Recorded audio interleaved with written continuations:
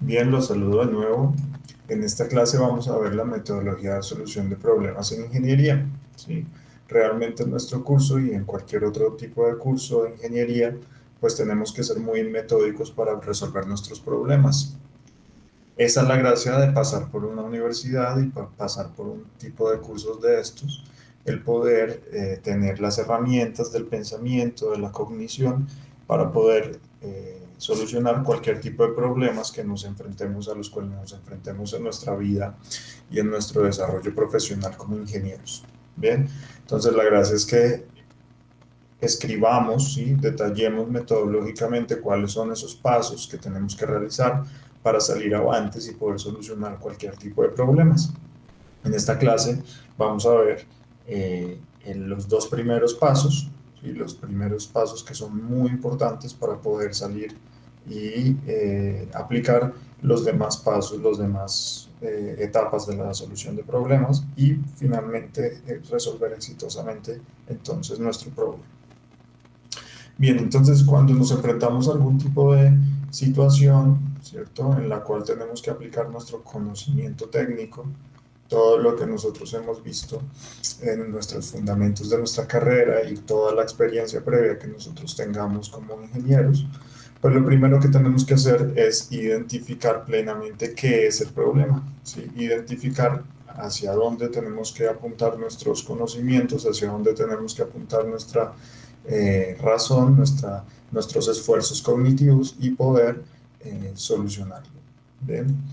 Ese es nuestro primer paso. Nuestro primer paso es identificar el problema. Pero entonces, ¿qué hace nuestro cerebro o qué hacemos nosotros sin darnos cuenta al identificar cuál es nuestro problema? Lo que hacemos nosotros es primero que todo separar ese trozo de problema del resto de los demás, digamos, pues, problemas o situaciones que lo rodean y a las cuales nosotros no nos vamos a enfocar. Nosotros simplemente nos enfocaremos únicamente en el problema como tal que necesitamos resolver. Entonces, lo primero que hacemos al identificar el problema es separarlo del entorno. Por ejemplo, aquí, si yo voy a evaluar el comportamiento de la suspensión de un bus, ¿sí? Respecto a de su uso, de su tránsito por un cierto terreno, pues yo no me voy a enfocar en otras cosas, ¿cierto? Distintas a las que sean el bus y su sistema de suspensión en el terreno, ¿sí? Mi problema realmente es la suspensión entonces del bus con unas ciertas condiciones de operación con un cierto terreno. Bien. Entonces, lo primero que nuestra cabeza hace y no nos damos cuenta es identificar, ¿cierto? ¿Qué es lo que nosotros tenemos que resolver separando de los demás problemas que no nos vamos a nosotros a enfrentar a resolver en ese momento? Y esto es muy importante y tal vez digamos que nuestra cabeza lo hace automáticamente aquí para nuestras máquinas y nuestras aplicaciones en la Tierra, pero fíjense que el entorno, por ejemplo, en este caso, pues es muy importante que lo identifiquemos también, ¿sí? Entonces, si nosotros vamos a recortar aquí que nuestro bus es el que nos compete, pero está relacionado con el entorno, digamos que el entorno es esta condición de la vía por donde está transitando, ¿sí? Nosotros implícitamente estamos, no lo pensamos, pero estamos suponiendo que el bus se encuentra sobre el planeta Tierra, ¿sí? Que esta es una cierta ciudad del planeta Tierra y que entonces el bus está operando en el planeta Tierra, pero eso puede no ser así, ¿sí? Nosotros podríamos tener el caso en el cual nuestra máquina, por ejemplo, no esté operando en el planeta Tierra, sino que esté en otro lugar, por ejemplo, en otro planeta, y fíjense que propia, nuestra propia técnica colombiana, nuestra propia desarrollo, pues podrá llegar en algún punto a plantearse con la ayuda de ustedes a hacer un desarrollo en ese sentido, de que pueda, por ejemplo, operar en otro planeta distinto que no sea Colombia o en la Estación Espacial Internacional o en otra condición de operación que no sea el entorno del planeta Tierra. Entonces, fíjense que nuestra cabeza pues sabe implícitamente y tiene que saber en dónde es que va a operar nuestra máquina o nuestro problema para poder decir, es que el entorno entonces es importante porque es que el entorno lo afecta de una u otra manera. Por ejemplo, en este caso, pues afectará que la gravedad sea muy distinta entre un planeta a otro. Y por ejemplo también las condiciones climáticas o bueno, las condiciones ambientales de una u otra situación incidirán distintamente en la operación de estos dos vehículos, ¿cierto? Entonces, muy bien, lo primero que hicimos nosotros al identificar el problema, entonces fue identificar también el contorno, todo eso que no es problema, pero que lo tenemos que tomar en cuenta porque interactúa directamente con nuestro problema. Luego de eso, pues nosotros nos fijamos ya directamente al haber separado el contorno, en qué es lo que compone nuestro problema, ¿sí?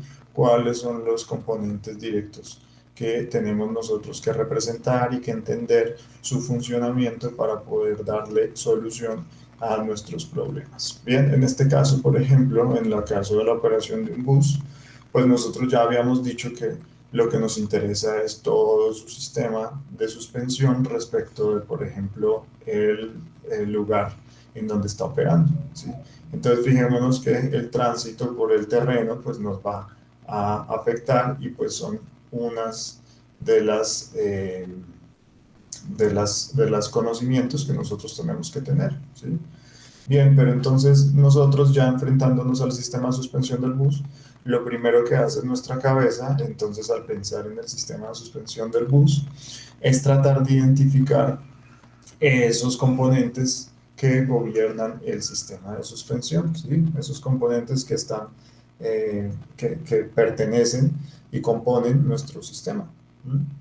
Entonces nosotros, nuestra cabeza lo que hace es sintetizar esos componentes. ¿Qué es sintetizarlos? Pues es romperlo, ¿cierto? Recortar ese sistema de suspensión en las partes que lo componen, ¿sí? En los componentes decimos, bueno, si nosotros podemos entender que el sistema de suspensión está compuesto, por ejemplo, por la llanta, por el sistema de resortes y amortiguadores, por el chasis, ¿cierto? Por el chasis que también pues es la parte suspendida del sistema de suspensión, ¿cierto?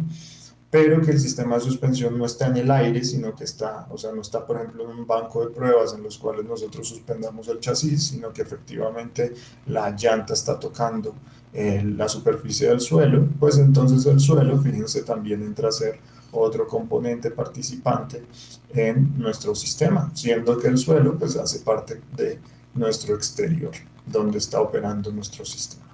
Entonces nuestra cabeza lo que hizo fue dividir, divide y vencerás, divide los problemas en problemas más sencillos que nosotros podemos, digamos, modelar en nuestra cabeza, representarnos en nuestra cabeza, lo dividimos y una vez divididos nuestros problemas, pues entonces podemos atacar esos pequeños problemas, los problemas divididos, tal que de pronto si nosotros le damos solución a cada uno de esos problemas, en conjunto le estamos dando solución al gran problema que nosotros tengamos. Entonces nuestra cabeza también hace o tiene que hacer esa liberación de los componentes, ¿sí? Realmente lo que estamos es liberando nuestros componentes de algo que parece inentendible, pues los liberamos en cada uno de esos componentes para poder verlos y diagnosticarlos de una forma mucho más sencilla. Y al haber liberado los componentes, pues nosotros también podemos directamente identificar las características de esos componentes, ¿cierto? Entonces decimos, sí, pues tiene unas ciertas características geométricas o tiene unas ciertas características del funcionamiento, por ejemplo, parte va enlazada con una cierta otra parte, esta parte del componente va enlazado con otro componente, ¿cierto? Tienen unas ciertas condiciones de desplazamiento, unas ciertas condiciones de operación, ¿sí? Entonces nosotros pues identificamos plenamente las características que puedan tener cada uno de sus componentes en nuestro sistema, ¿sí? Y esas características usualmente vienen dadas por propiedades cuantitativas, algo que nosotros ya podemos medir. Entonces decimos, sí, efectivamente esta llanta está compuesta por un rin de eje tal, ¿cierto? Tiene un espesor de la llanta de tanto, ya dimensiones geométricas como tal. Decimos, este resorte tiene una constante de resorte de tanto, el amortiguador es un amortiguador viscoso de tales características, de tales propiedades de amortiguación, ¿cierto? Decimos el chasis de pronto tiene unas condiciones de carga, de operación, que están localizadas en unos ciertos lugares específicos y tiene unas dimensiones tales, entonces ya al identificar las características, pues directamente podemos asociar una propiedad geométrica o una propiedad cuantitativa que podamos medir a cada una de esas características de los componentes del sistema. Bien, entonces fíjense, hemos roto, ¿cierto? Recortado nuestro problema del entorno, aún sabiendo que el entorno es muy importante. Fíjense, el entorno puede participar directamente en el funcionamiento de nuestro sistema. Sintetizamos el problema en componentes, sacamos cada uno de esos componentes, los liberamos, ¿sí? Y a cada componente liberado, pues lo identificamos las características propias de ese componente y le sumamos, le adosamos propiedades que podamos medir. Nosotros, por ser técnicos, tenemos que tener todo medible y no solamente intuitivamente pensando que algo tiene unas ciertas características, sino efectivamente de modo razonable poder hacer análisis con mediciones y con datos. ¿Listo? Bien, y al haber hecho eso, pues nosotros también tendremos que relacionar los componentes entre sí, ¿sí? Entonces, entre sí y entre el entorno, yo sé que si el sistema de suspensión, por ejemplo, está constituido por la llanta, el piso, el chasis y el amortiguador y el resorte, pues cada uno de esos no está operando separadamente, sino que conforman el sistema porque tenemos lugares, ¿cierto?, en los cuales se enlazan y transmisiones de fuerza en esos lugares donde se enlazan cada uno de sus componentes o transmisiones de desplazamiento. Entonces ese es nuestro siguiente paso. El segundo paso, al haber liberado los componentes, es relacionarlos entre sí, ¿sí? Relacionándolos entre sí y, por ejemplo, también con el entorno, porque el suelo pues es un componente del entorno. ¿Listo? Entonces, ¿qué tipo de relaciones nosotros podemos tener con nuestro sistema y el entorno? Pues nosotros podemos tener relaciones cinemáticas, ¿sí? En las cuales, por ejemplo, si la llanta está tocando el suelo y el suelo está ondeando, ¿sí? Tiene baches, pues entonces nosotros podemos decir que una siempre sigue a la otra, ¿sí? La llanta siempre sigue el movimiento del suelo, las ondulaciones que tenga el suelo. Eso quiere decir que la posición de la llanta siempre toca la posición del suelo, son la misma. Si se fijan, es una relación del orden cinemático, ¿sí? En las cuales las posiciones van a ser la misma entre una y otra. Distinto del chasis suspendido. El chasis suspendido no está siguiendo fielmente las ondulaciones del piso, justamente para eso es nuestro sistema de suspensión, por ejemplo. Entonces, ese chasis suspendido, pues a menos que sea un carrito del mercado, pues si tiene un sistema de suspensión, no va a seguir las mismas oscilaciones del suelo, sino que va a tener otras oscilaciones distintas. Esperamos que sean muchísimo menores que las oscilaciones que pueda tener el suelo. ¿Listo? Entonces, fijémonos que en cambio la llanta sí sigue las oscilaciones del suelo, tal que sigue la posición, pero también sigue unas ciertas velocidades, bien sea vertical, ¿cierto? De saltos, ¿sí? Y las aceleraciones también que le produzca el suelo. En términos de estructuras, pues nosotros sabemos que, por ejemplo, los nodos de una estructura también van a tener una compatibilidad cinemática, que es esto mismo, son las relaciones que si una varilla se mueve, pues, y está unida a otra varilla, ambas varillas se tienen que mover a partir del movimiento de ese nodo que las une. ¿Listo? Eso es nuestra relación entre componentes cinemáticas.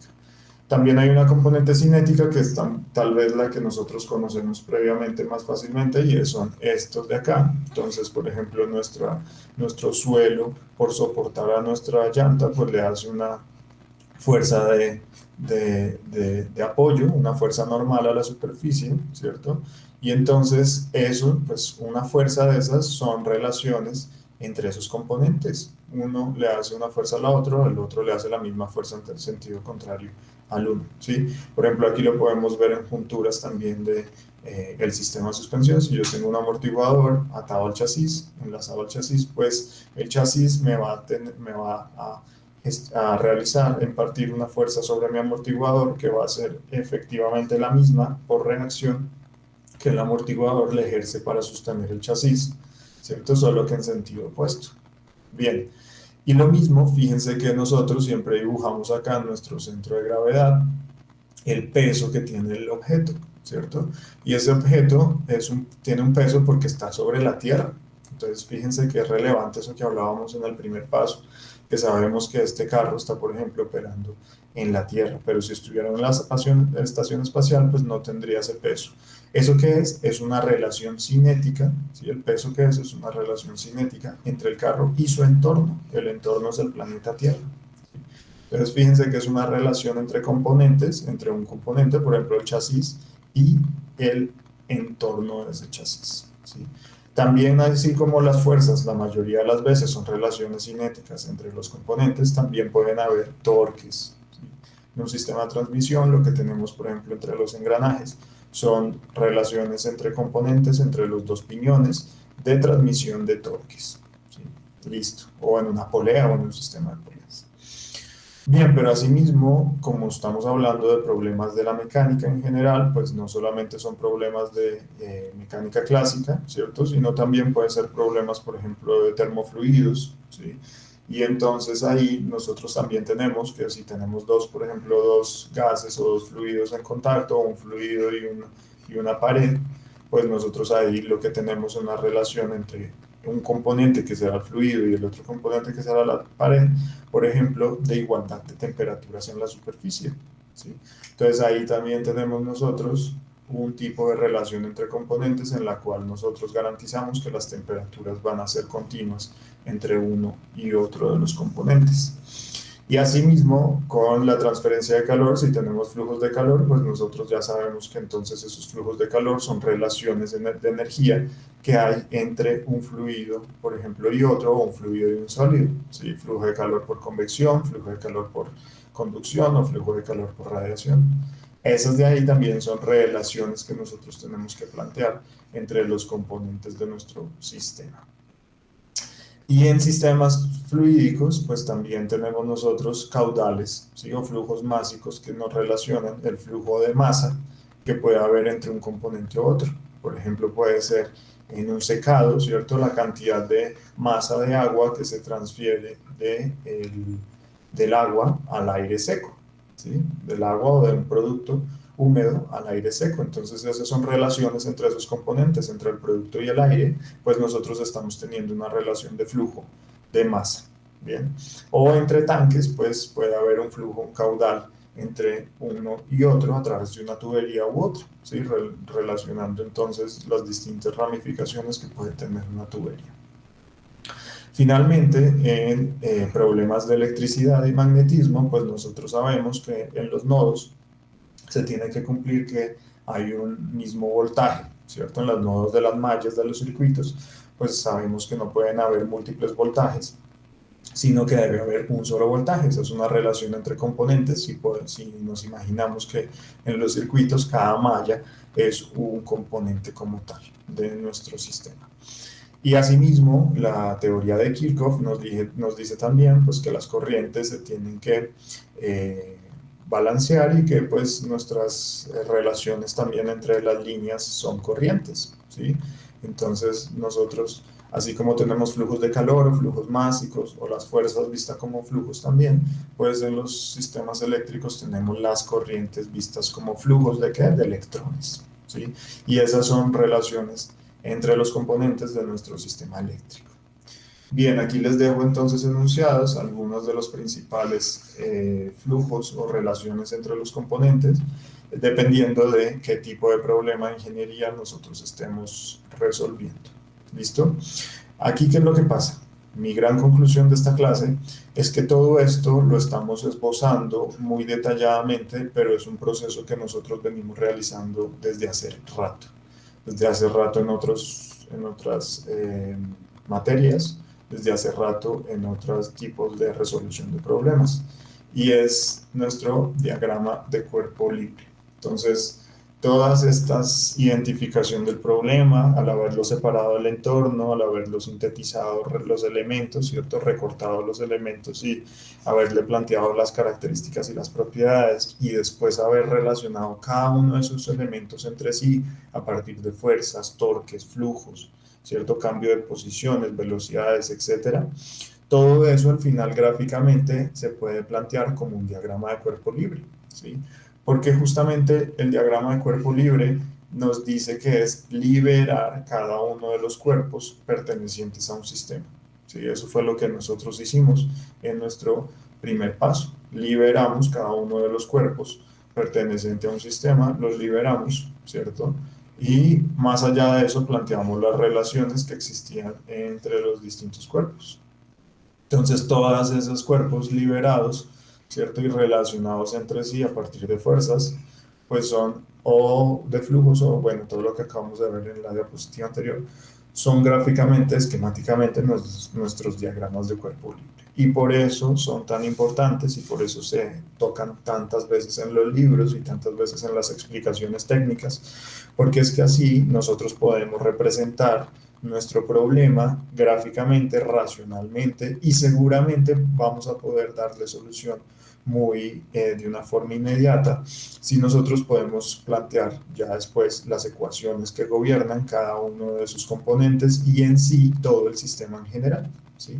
Entonces, una vez nosotros hayamos planteado las ecuaciones, que son los siguientes pasos de estas clases, pues vamos a darle solución, bien sea con nuestra cabeza, así como lo hicimos desde la física básica, haciendo la solución a mano con un lápiz y un papel, o bien actualmente en nuestra asignatura con el uso de un computador, ¿sí? Entonces el computador es el que se va a encargar de darle solución a todo el planteamiento de estas ecuaciones que esquemáticamente nosotros podemos plantear aquí muy fácilmente usando nuestros diagramas de cuerpo libre.